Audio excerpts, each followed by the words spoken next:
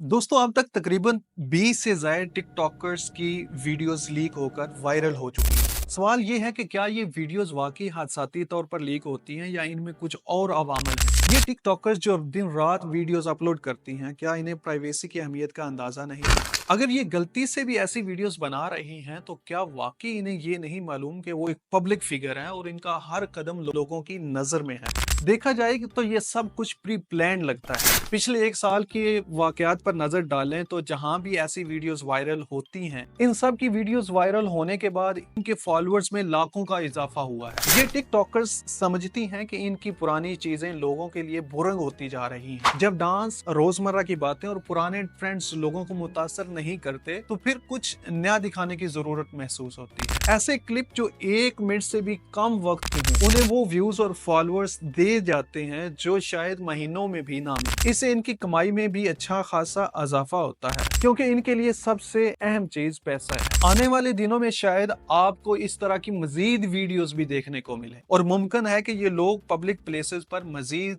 नाजेबा लिबास में नजर आए, क्योंकि इनके लिए ये सब सोशल मीडिया व्यूज की गेम है जिस पर इनकी रोजी रोटी का इन्हसार है।